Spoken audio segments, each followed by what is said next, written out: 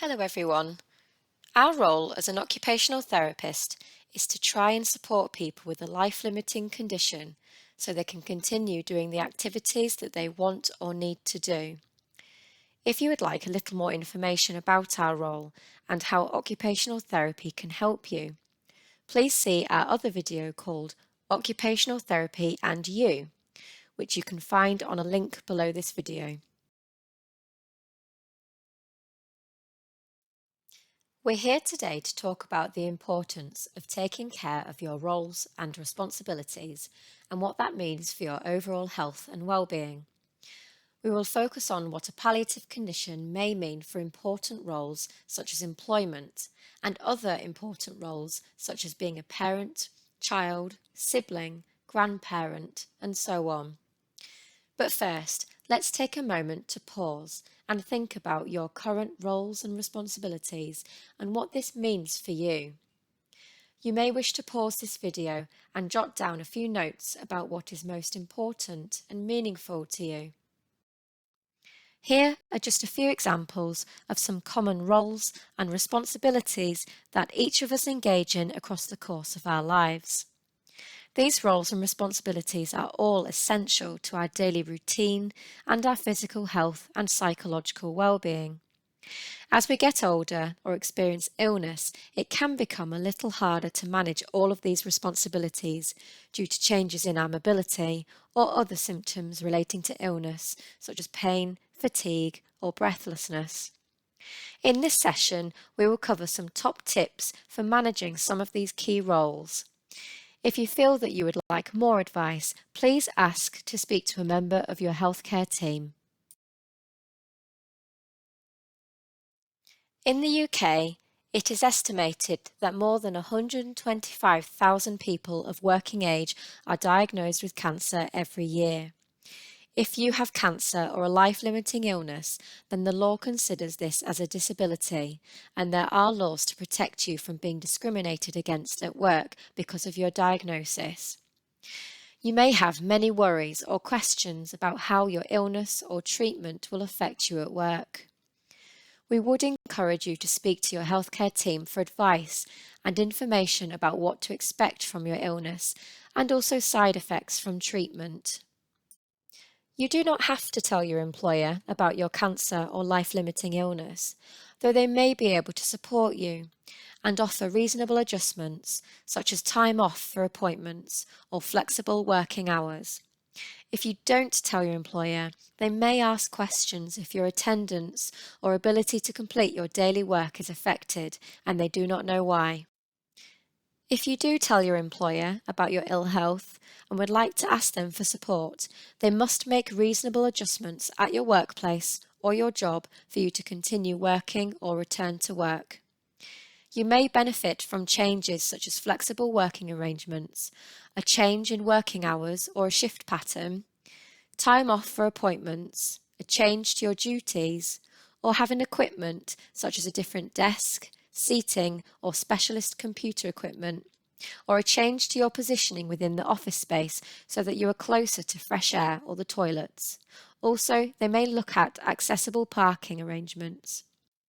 If you're worried about your finances and you'd like to speak to somebody, please ask to speak to our social work team for advice about what financial support is available to you and also what your rights are as an employee.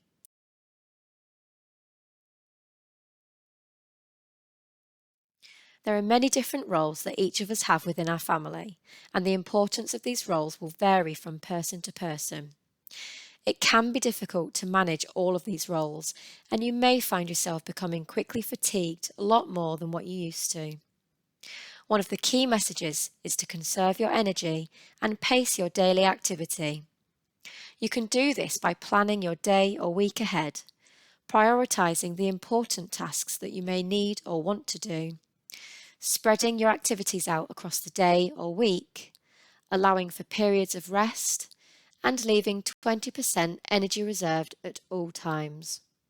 It's always better to seek help than to continue stretching yourself so thinly that you become more unwell.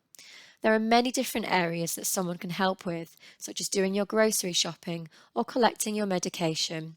Some people choose to find someone they can pay to help with tasks such as personal care, gardening, or cleaning.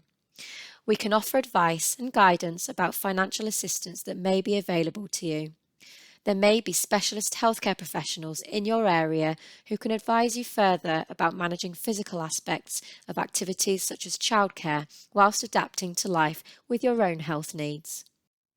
You can also see our other videos in the self-care series for suggestions about how to apply energy conservation techniques to different areas of daily living, so that you have more energy to do the things that really matter to you, like spending time with family or friends. It can be very difficult to talk openly to your family about your thoughts and feelings about your illness. It can be even harder to speak about what the future may hold.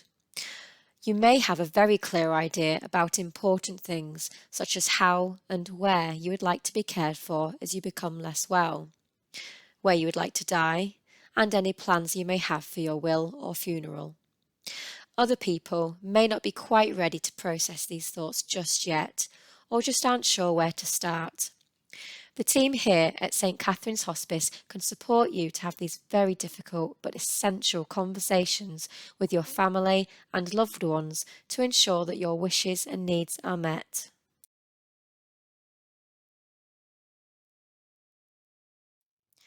If you give any unpaid help or support to somebody who could not manage without your help, then you're a carer.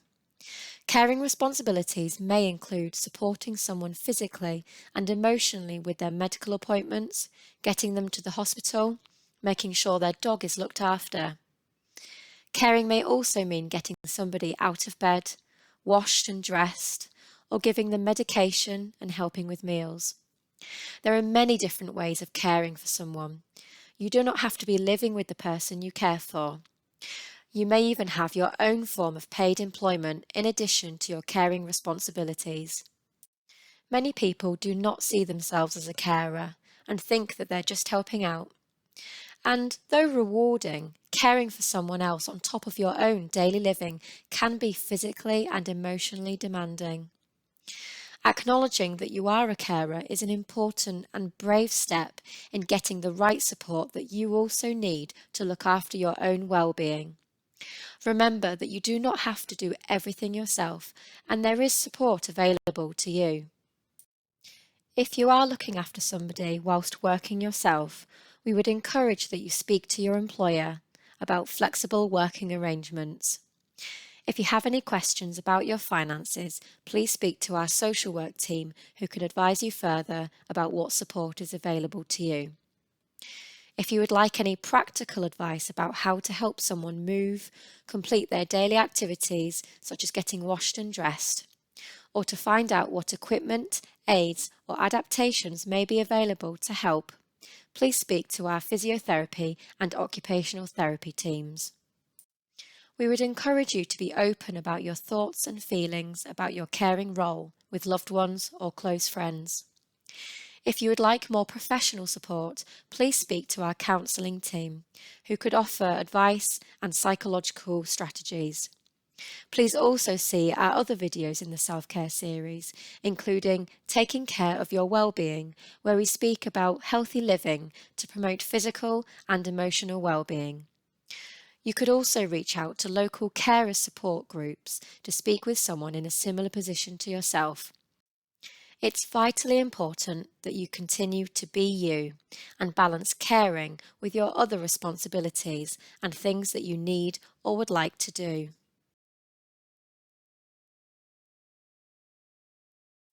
When adapting to life with a palliative or life-limiting illness, you may find that going out and socialising is much more tiring than it used to be.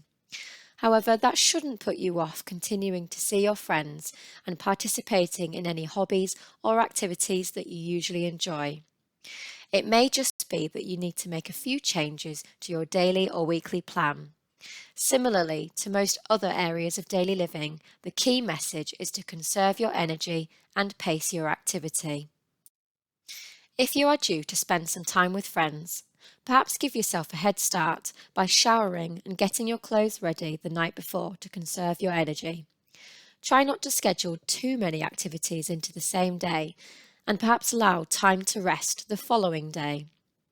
Adapt your previous routine so that you're able to continue doing most of the things that you enjoy, but on a smaller scale. You don't have to go very far to have fun, and you can bring the fun to your front door with the people whose company means the most to you. You could perhaps try afternoon tea in your garden, or a movie or games night at home. If you have a caring neighbour, perhaps ask them to help with putting out your bins on the odd occasion, or popping round for a chat to distract yourself from any emotional or physical symptoms you may be experiencing. If you're out and about and perhaps feeling nervous about using a walking aid for the first time in front of your friends, we would encourage you to use the walking aid, as you will be putting less strain through your body and joints, so you may actually be able to go further without needing a rest or experiencing increased symptoms such as pain and breathlessness. Please keep a lookout for the Self-Care series, which will provide basic practical information and guidance in managing everyday tasks that some people with a life-limiting condition may experience difficulty with.